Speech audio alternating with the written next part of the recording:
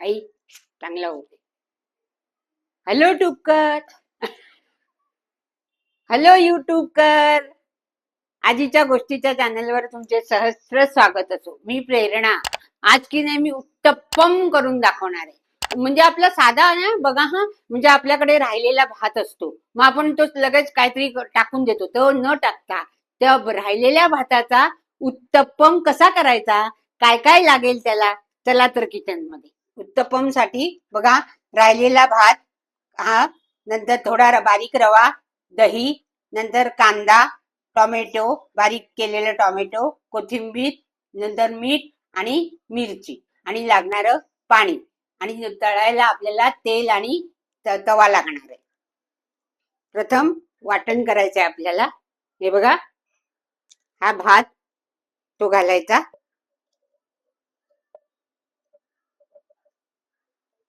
भात घातलाय, रवा घालायचा,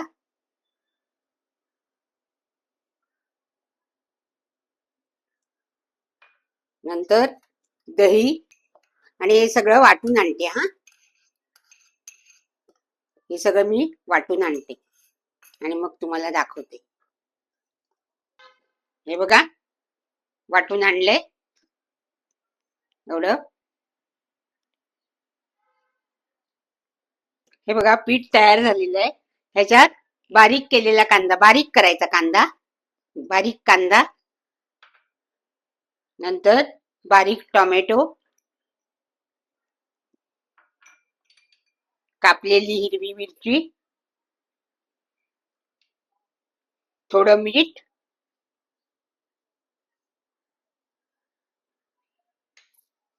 कोथिंबीर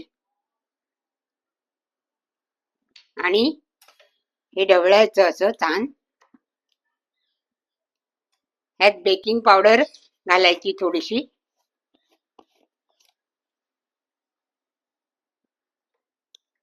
आणि आता हे उत्तप्पम तयार करायला घेऊया. हे बघा कसं झालंय, चांगलं झालेलं आहे. आता मी तुम्हाला उत्तप्पम करून दाखवते. थोडं तेल लावते आणि हे बघा,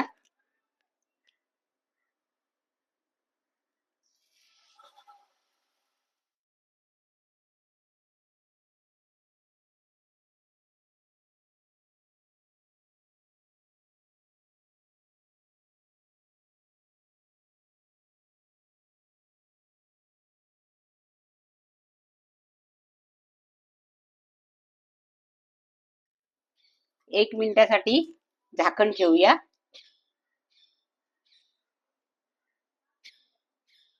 झालाय का बघूया. बघा, दोन्ही बाजूनी खरपूस होऊ दे. थोडं तेल टाकते, खरपूस होऊ दे. आता हा उत्तप्पम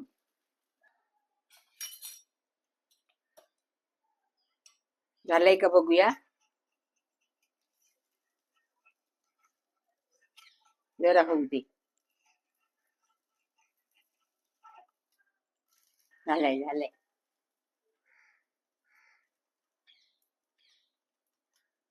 काढूया. आहे दुसरा घालते. उत्तप्पम तयार.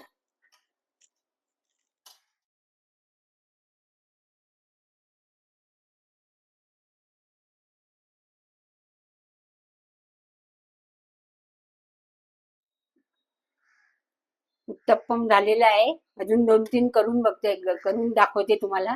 या खायला. छान झालंय, सुगंध पण छान सुटलाय.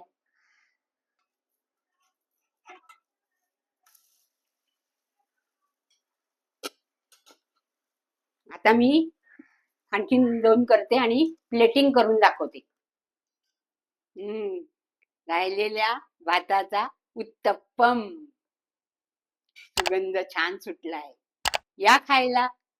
माझा व्हिडिओ पाहिलात ना, तर व्हिडिओला लाईक करा, शेअर करा, सबस्क्राईब करा आणि कमेंट्स करायला विसरू नका.